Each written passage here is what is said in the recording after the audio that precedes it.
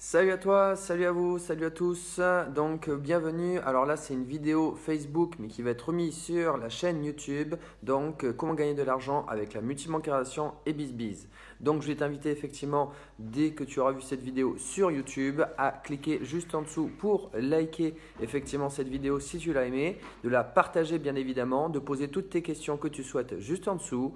Et donc maintenant, on va démarrer. Le sujet qu'on va traiter aujourd'hui, c'est effectivement les blocages dans le sens la multibancarisation aujourd'hui et pas demain. Et cela, on va le faire en 10 points. Donc effectivement, je vais vous transmettre toute mon expérience que j'ai vécue depuis plus de 4 ans pour vous expliquer qu'effectivement aujourd'hui, vous devez faire les choses maintenant et pas demain. Et pourquoi donc voilà, je vous ai dit alors le sujet, qu'est-ce que je peux vous dire également? Donc, abonnez-vous sur la chaîne YouTube. Abonnez-vous également sur la newsletter pour tout recevoir en plus. Allez, on va démarrer. Donc, vous voyez, comme d'habitude, je me suis préparé un petit mind mapping pour vous montrer que je suis professionnel et qu'effectivement, j'ai pas mal d'infos. Alors, première information que je vais vous parler, effectivement, il y a 4 ans de cela, quand j'ai démarré, le concept BizBiz n'existait pas. C'était le concept Bon Plan 143. Alors, je ne vous donnerai pas les détails, mais en fait, on faisait deux banques. On faisait Boursorama et la deuxième, c'était Soon. Soon, en fait, qui à l'époque, c'était donc la banque en ligne de AXA Bank. AXA, pour ceux qui ne connaissent pas, c'est les premiers assureurs sur tout ce qu'on appelle incendie, accident, risque divers, bref, tout ce qui n'est pas corporel. Je suis un ancien assureur, je sais de quoi je parle.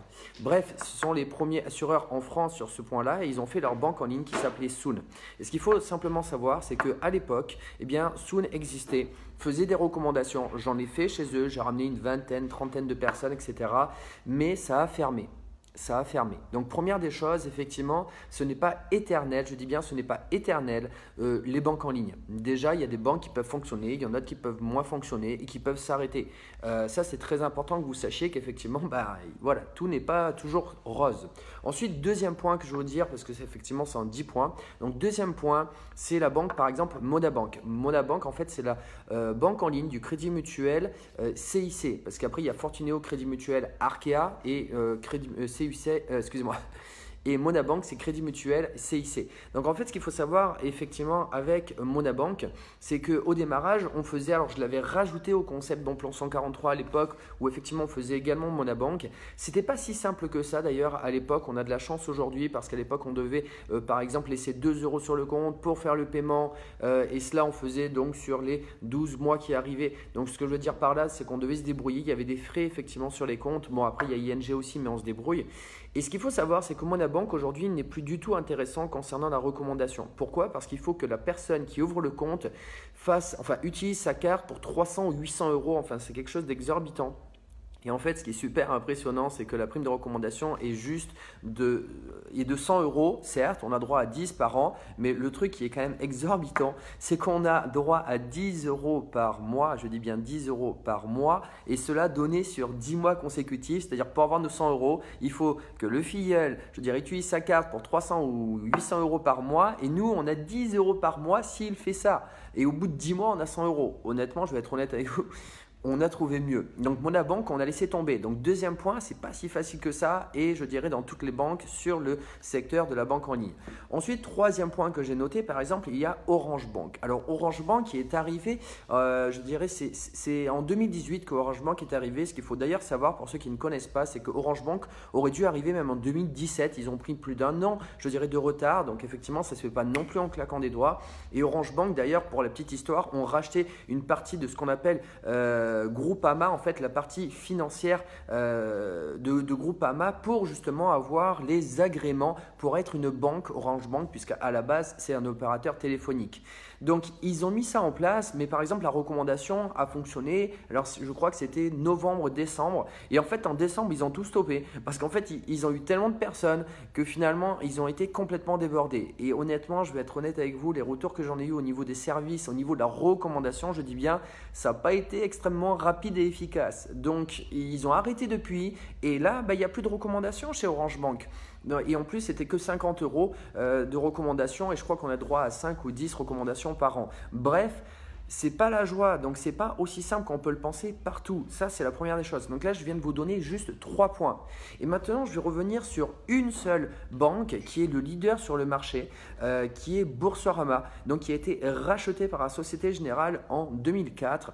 Et ce qu'il faut simplement savoir, c'est que Donc on va parler de pas mal de points avec Boursorama. En fait, ce qu'il faut savoir par rapport à Boursorama, c'est qu'il y a toute une évolution. C'est eux qui montrent, qui percent, je veux dire, le secteur, le marché des banques en ligne, puisque ce sont les leaders sur le marché, ceux qui sont un petit peu novateurs et qui vont tirer les autres vers le haut ou vers le bas d'ailleurs, puisque effectivement aujourd'hui, c'est eux qui drainent toutes les banques en ligne par rapport à leur innovation. Ils sont en avance sur pas mal de choses.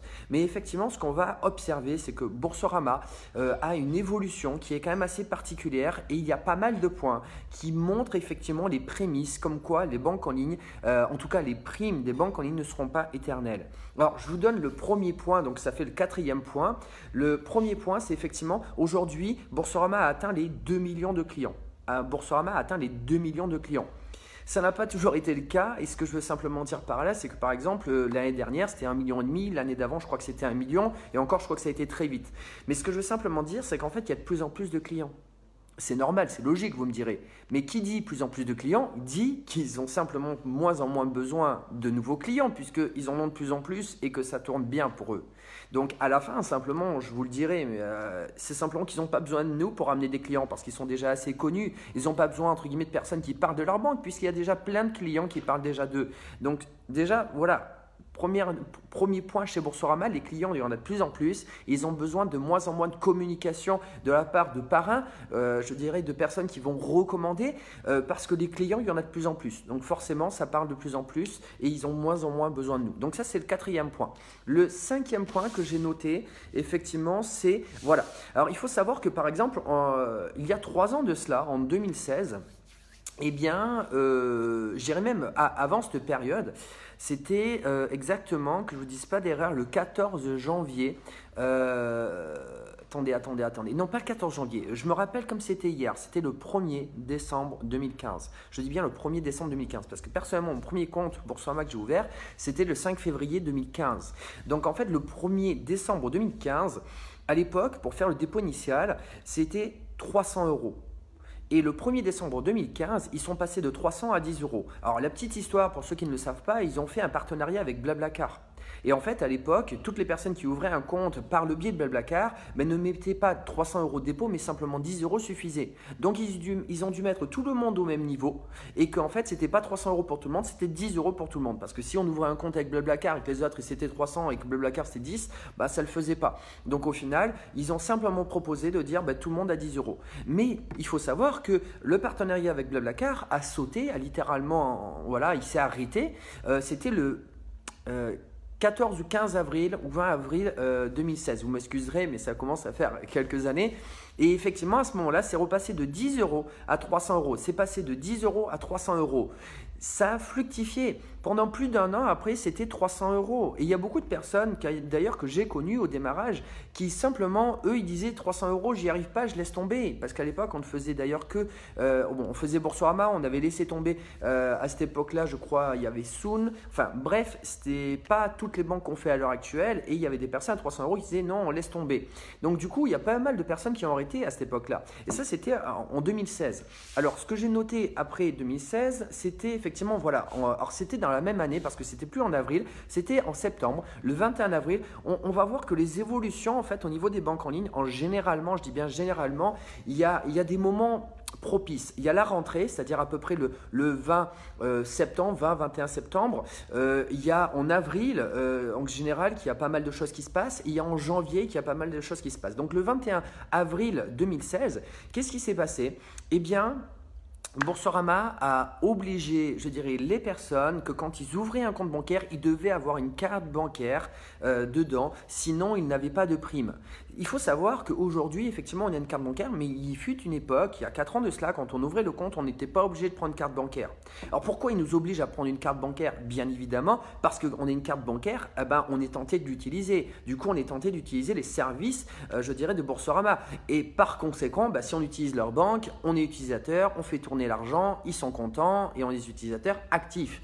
Donc en fait, ils nous ont obligés à prendre une carte bancaire et à l'époque, ce n'était pas obligé. Et ça a été mis à partir du 21 septembre 2016. Et en même temps, je dis bien en même temps, en fait, ce qui s'est passé effectivement, alors attendez que je vous dise, voilà la carte bancaire. Donc ça, excusez-moi, c'est le 5e, 6e… sixième, je vous l'ai dit. Voilà, c'est le septième point, la carte bancaire, comme quoi c'était obligé d'avoir ça. Le huitième point, c'est effectivement qu'ils nous ont obligés à justifier 2000 euros. C'est-à-dire que si on justifiait 2000 euros, on avait la carte bancaire. Si on justifiait. Il fut une époque où on n'avait pas besoin de justifier 2000 euros de salaire et on ouvrait un compte et on avait 80 euros dessus. Ça, c'était avant le 21 septembre 2016.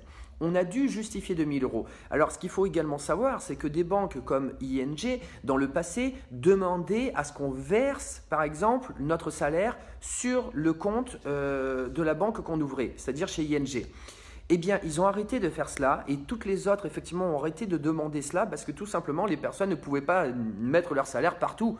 Et donc, forcément, ils n'ouvraient pas des comptes et ils n'avaient pas forcément… c'était plus compliqué d'avoir des clients si on devait à chaque fois mettre son salaire dans les banques et qu'on voulait ouvrir plusieurs pour justement tester un petit peu celui qu'on préférait. Donc, du coup, ils ont simplement dit, vous justifiez, je dis bien vous justifiez du salaire. C'est-à-dire qu'aujourd'hui, pour ouvrir un compte, il faut simplement montrer ses fiches de paie ou alors pour un indépendant, l'avis d'imposition et du coup, ça permet d'ouvrir plus facilement un compte bancaire pour effectivement avec son salaire. Alors, on est à partir du 21 septembre 2016, donc on est obligé de justifier 2000 euros avec ses feuilles. Donc ça, c'est le point numéro 8. Et à ce moment-là, donc on a 2 points. Alors, je vais les appeler le numéro 9 et je dirai le 10e point à la fin. Donc, le numéro 9, c'est quoi? Je vais en dire 2 à la fois. Il y a à ce moment-là, en fait, la carte Welcome qui est arrivée. Enfin, je pense qu'elle est arrivée juste après, vous me direz. La carte Welcome qui est arrivée. La carte Welcome, c'est une carte, donc c'est la Visa classique Welcome, parce qu'après il y a la Visa classique normale, entre guillemets, c'est-à-dire il n'y a rien derrière, il y a Visa classique Welcome. Ils auraient pas pu simplement dire Welcome, non, c'est Visa classique Welcome. Des fois il y a des personnes qui disent, oui mais moi j'ai la Visa classique, oui mais Visa classique Welcome. Ah oui c'est vrai c'est ça, ah oui bon d'accord, donc tu as la Visa classique Welcome. La Visa classique Welcome c'est pour les personnes qui ne justifient pas de 1000 euros. C'est-à-dire que les personnes, on a dit qu'il fallait qu'ils justifient de 1000 euros effectivement pour avoir la carte bancaire gratuite. Et effectivement, comment je fais, c'est la carte bancaire gratuite et les 80 euros. Aujourd'hui, je dis bien aujourd'hui, une personne qui ne justifie pas peut avoir la carte bancaire Welcome. Sauf que cette carte bancaire Welcome n'est pas si évidente que ça. Parce que si une personne a moins de 1000 euros et qu'elle ouvre un compte chez Boursorama à l'heure actuelle, parce que c'est toujours le cas, eh bien, il faut qu'elle détruise la carte Welcome. Parce que si on a une carte Welcome, on ne peut pas faire de la recommandation. On ne peut pas faire de la recommandation. Donc, il faut détruire la carte Welcome. Il fut une époque où on ne l'activait pas. Non, maintenant, il faut la détruire. Sinon, pas accès à la recommandation. Et même les personnes qui ne veulent pas faire de recommandation, et si jamais ils n'utilisent pas cette carte Welcome, ils ont 5 euros de frais. Ils doivent l'utiliser. Bref, on détruit la carte Welcome. On oublie ça. Et en plus, pour faire des recommandations, il faut la détruire, mais pas que. Il faut également avoir ce qu'on appelle un compte CSL, un compte sur livret. D'ailleurs, pas si longtemps que ça, on a failli demander peut-être un livret A. Enfin bref, non. Finalement, le compte CSL, ça passe toujours. Moi, effectivement, avec mon équipe d'abeilles, d'experts, de multimon-création, avec la méthode DCAPS, on a croisé les informations et on s'est renseigné avec simplement un compte CSL, un compte sur livret. On peut toujours faire de la recommandation si on détruit la carte Welcome. Ça, c'est toujours pour les personnes à moins de 1000 euros. Donc effectivement, ça c'est le 9e point, le compte CSL, la carte Welcome, justifier les 1000 euros, bref, ça en fait déjà pas mal. Maintenant, je vais passer au 10e point, qui est un petit peu là où on va prendre le plus de recul par rapport à ce qui s'est passé au niveau de l'histoire. En fait, le 10e point, il est tout simple, c'est que Boursorama a été créée, ou plutôt pas créée, parce qu'elle a été créée plus tôt. En fait, elle a été rachetée en plus par Société Générale en 2004. Elle existait auparavant, mais elle a commencé à faire des recommandations. Moi, je vais être sincère avec vous, je sais qu'en tout cas, les recommandations, ça existe depuis plus de 2008. 2008, alors ça se trouve il y en avait déjà avant, mais en tout cas 2008 il y en avait déjà. Ça veut dire que la multibancarisation, ou plutôt en tout cas les primes des banques en ligne, Boursorama qui est leader sur le marché, elle le proposait déjà il y a 11 ans. 11 ans de cela. Je ne sais pas si vous imaginez, 11 ans de cela qu'il propose effectivement des primes de recommandation si on ramène des clients. On se dit oui, 11 ans, un an de plus ou de moins, ben non, ça fait toute la différence. Aujourd'hui, voilà, vous savez quoi, je vous rajoute un 11e point bonus que je m'étais dit dessus, mais que je ne l'ai pas noté, effectivement. Vous savez quoi? Eh bien, si vous avez suivi un petit peu tout ce qui s'est passé, il faut savoir qu'en avril, comme je vous avais dit, en avril, il y a des choses qui se passent. En avril 2018, Boursorama, par exemple, avant, on avait le droit à faire 10 recommandations par mois. Oui, vous entendez bien, 10 recommandations par mois. Et à partir d'avril de l'année dernière, ils sont passés de 10 recommandations par mois à 3 recommandations par mois. Alors ça, si ce n'est pas une preuve effectivement qu'ils sont en train de diminuer les primes et de restreindre et de bloquer les choses de plus en plus, eh bien effectivement, je ne sais pas quoi vous dire. Donc simplement, ce que je viens de dire, le 10e point avant, c'était ça existe depuis déjà 11 ans, donc ce ne sera pas éternel.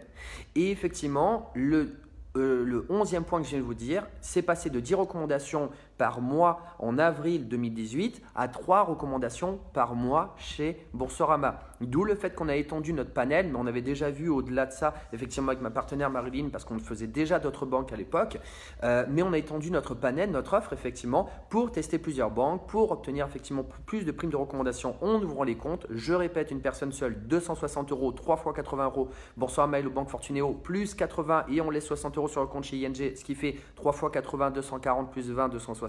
Je connais les chiffres par cœur. Et ensuite, pour des personnes qui sont en couple, 260 pour la première personne qui ouvre les 4 comptes, 260 pour le concubin ou la concubine qui ouvre les 4 comptes également, ce qui fait 260, 260, 520 et 510 € de prime de recommandation. 110 Boursorama, 100 € Hello Bank, 150 € Fortunéo, 150 € ING, ce qui fait 510. 510 plus ces 520 d'avant, 1030 €. Bref, pour une personne en couple, eh bien, ils peuvent gagner en couple 1030 €, une personne seule 260. On a étendu effectivement donc le panel des banques pour offrir tout ça. Mais tout ça pour vous dire, la conclusion, elle est simple. C'est que moi, personnellement, avec mes 4 ans d'expérience dans la multibancarisation, je vous dis que dans un an, ce ne sera plus, je dirais, l'apogée qu'on a aujourd'hui dans la multibancarisation. Je suis le premier touché par rapport à tout cela. Effectivement, comme je dis à mes élèves, utilisez votre potentiel de la multibancarisation un maximum le plus tôt possible parce que vous avez un angle de tir d'un an. Un angle de tir d'un an où vous pouvez faire ce que vous voulez. Vous pouvez obtenir effectivement un capital pour vous en sortir.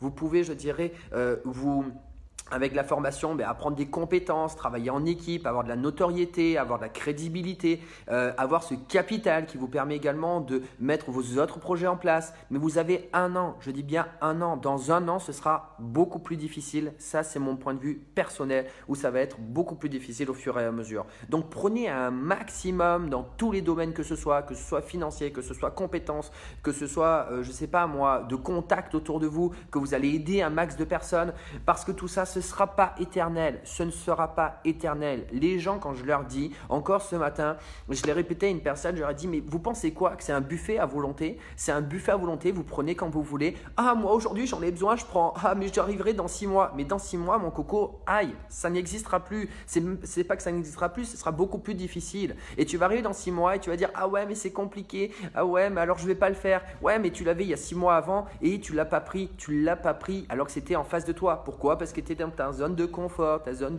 mais sors ta zone de confort. Qu'est-ce que tu veux faire? Pourquoi tu fais les choses? Pourquoi c'est important pour toi? Pose-toi les bonnes questions. Pourquoi tu fais les choses? Donc si c'est important pour toi de réussir, c'est pas demain qu'il faut agir, c'est maintenant qu'il faut agir. Demain, ce sera beaucoup plus compliqué. La vérité, c'est que moi, encore une fois, ça va être plus compliqué, mais ça va également m'avantager. Et vous savez pourquoi ça va m'avantager? Tu sais pourquoi ça va m'avantager? Parce que moi, effectivement, je suis un professionnel dans le secteur multibancaire au niveau digital marketing. C'est-à-dire que moi, je connais déjà, je dirais, toutes les choses qui vont se passer et je serai largement en avance de toutes ces, comment je peux dire ça, progressions, blocages, etc.